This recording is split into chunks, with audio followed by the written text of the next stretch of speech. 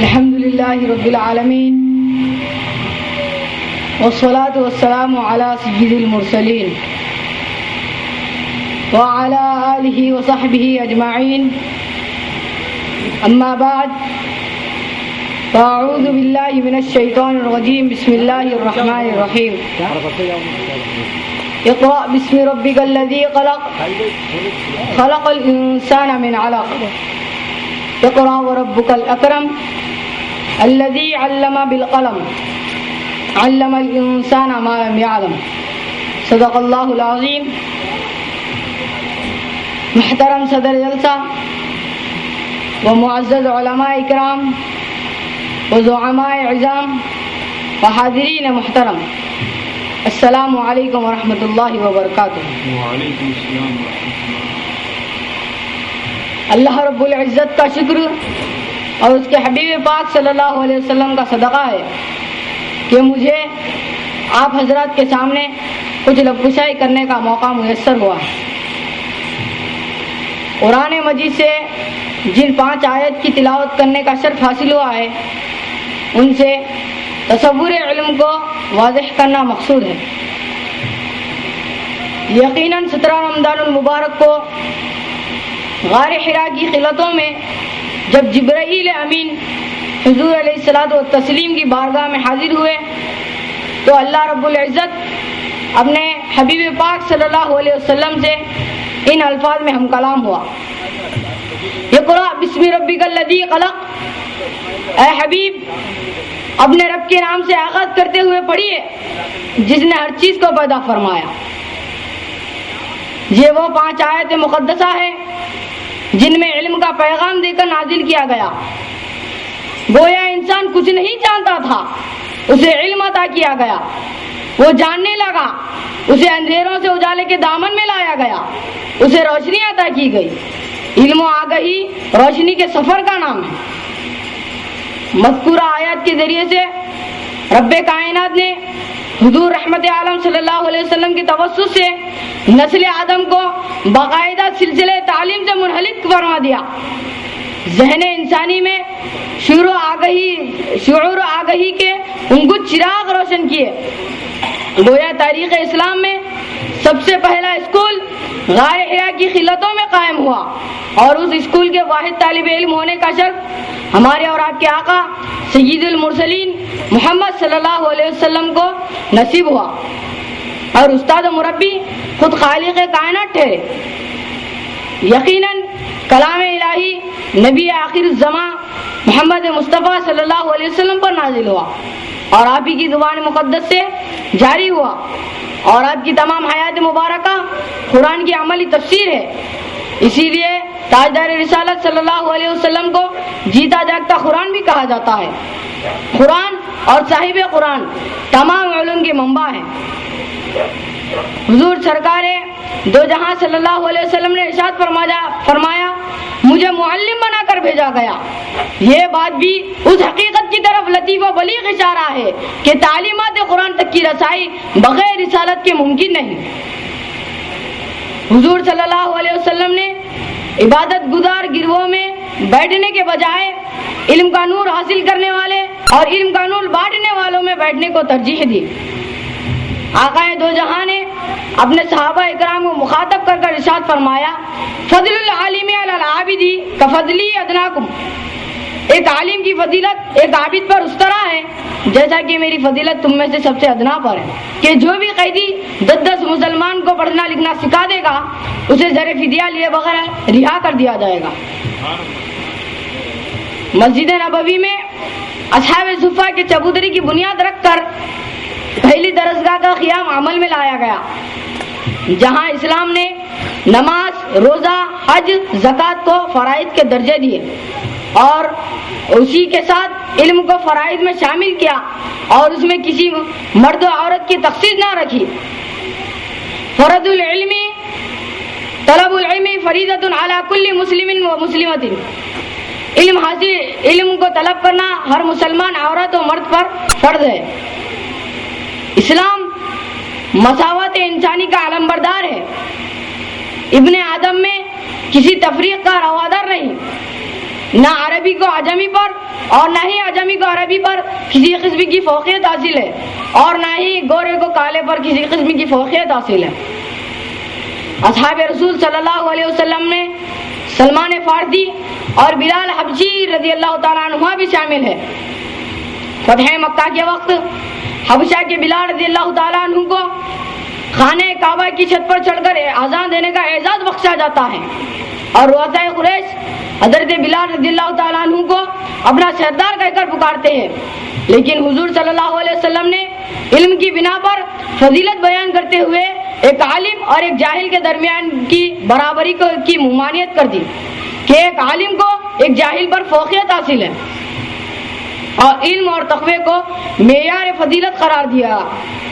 علم ہی انسان و حیوان کے درمیان تفریق کرتا ہے اور انسان کو خیر و شر کی تمیز کرنے کا ہنر عطا کرتا ہے، جیسا کہ کیا خوب کہا گیا، وہ بنیاد فضیلت علم، تقوی اور دانائی وقار آدم خاکی کو مشروط ہنر کرنا۔ صحیفہ انقلاب میں بے شمار آیت مقدسہ علم کی فضیلت بیان کرتی ہے، اور اس کے علاوہ علم کی فضیلت کے بارے میں سینکڑوں احادیث منقول ہے۔ عہد نبوی سے لے کر خلفائے راشدین تک اور آنے والی صدیوں میں ہمارے اسلاف نے علمی میدان میں جتنا کام کیا ہے، آج تاریخ اس کی مثال پیش کرنے سے قاصر ہے۔ سارا یورپ اس وقت ڈارک ایج سے گزر رہا تھا، اور جبکہ قرطبہ کی بنیادوں سے علم و ہنر کی گرہیں پھوٹ کر چار دانگے عالم کو منور کر رہی تھی۔ سقوط بغداد کے وقت تاتاریوں کی بربریت سے دجلہ کا پانی سرخ اور کتب خانوں کو دریائے برد بنانے سے سیاہ ہو گیا تھا۔ آج ہمارے علمی اساتذے یورپ کی لائبریریز کی زینت بنی ہوئی ہے، اگرچہ ان کے انگریزی تراجم میں مغربی مفکرین نے علمی خیانتوں اور فکری مخالطوں میں بھرمار کی ہے۔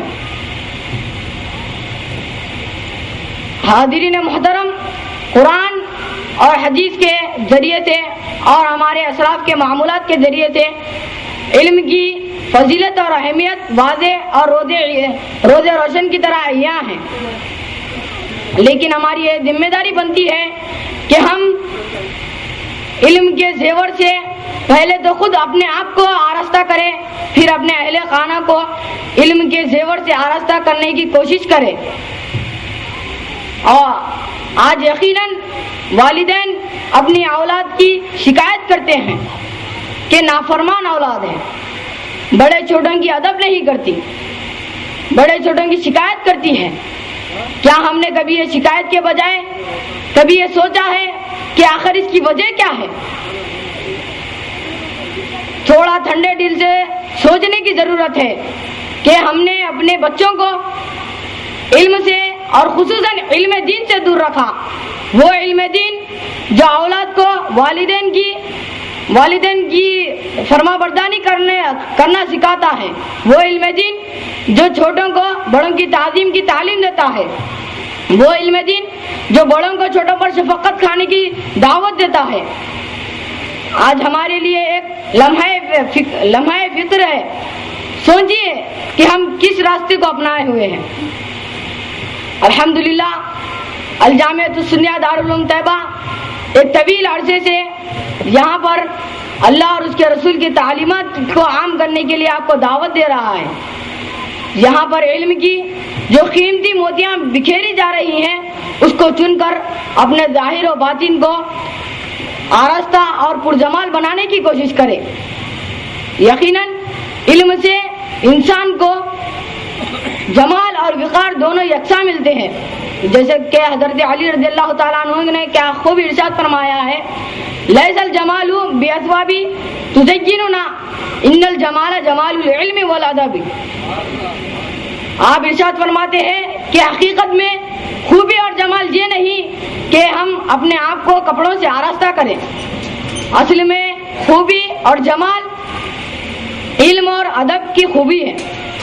آخری میں اللہ تعالیٰ سے دعا ہے کہ یا رب العالمین ہمیں علم کے اہمیت و فضیلت سمجھنے کی توفیق عطا فرمائے۔ جو فضیلت علم کے موضوع پر کچھ بیان کرنے کی سعادت حاصل کر رہے تھے، اب آئیے میں اس جلسے کی کارروائی کو مزید آگے بڑھاتے ہوئے حضور سرور کونین صلی اللہ علیہ وسلم کی بارگاہ میں منظوم نذران عقیدت پیش کرنے کے لیے دعوت سخن دیتا ہوں۔ مولوی محمد اسحاق صاحب کو وائے اور حضور علیہ الصلوۃ والسلام کی بارگاہ میں منظوم نذران عقیدت پیش کرنے کی سعادت حاصل کریں۔ صلی اللہ علیہ یا رسول اللہ وسلم علیک یا حبیب صلی اللہ علیک یا رسول اللہ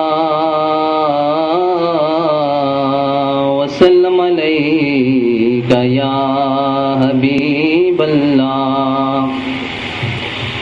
اے شہ بحر بر ہو کرم کی نظر، اے شہ بحر بر ہو کرم کی نظر، سب کی بگڑی بنانا تیرا کام ہے، سب کی بگڑی بنانا تیرا کام ہے، ٹھوکریں کھا کے گرنا میرا کام ہے، ٹھوکریں کھا کے گرنا میرا کام ہے، ہر قدم پر اٹھانا تیرا کام ہے، ہر قدم پر اٹھانا تیرا کام ہے، شہ بحر بر ہو کرم کی نظر، سب کی بگڑی بنانا تیرا کام ہے، سب کی بگڑی بنانا تیرا کام ہے،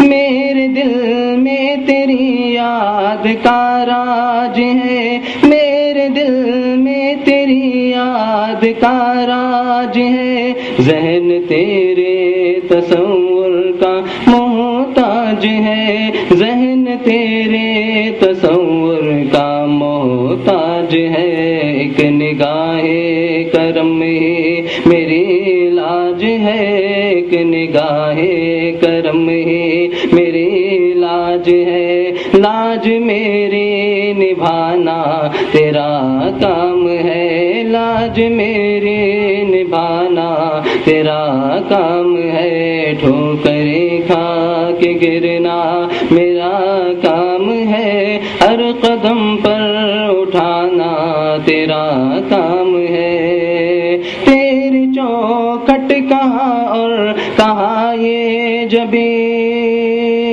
تیری چوکھٹ کہاں اور کہاں یہ جبیں، تیرے فیض و کرم کی تو حد ہی نہیں، تیرے فیض و کرم کی تو حد ہی نہیں، جس کو دنیا میں نہ کوئی اپنا کہے، جس کو دنیا میں نہ کوئی اپنا کہے، اس کو اپنا بنانا تیرا کام ہے، اس کو اپنا بنانا تیرا کام ہے، اس کو در پہ بلانا تیرا کام ہے، اس کو سینے لگانا تیرا کام ہے، اے شہ بحر بر ہو کرم کی نظر، سب کی بگڑی بنانا تیرا کام ہے، تو شے آخرت ہے ثنا خان کا، تو شے آخرت ہے ثنا خان کا، ذکر کرتا رہے تیرے فیضان کا، ذکر کرتا رہے تیرے فیضان کا، تیری نعتیں سنانا میرا کام ہے، تیری نعتیں سنانا میرا کام ہے، سن کے طیبہ بلانا تیرا کام ہے، سن کے طیبہ بلانا تیرا کام ہے، اے شہ بحر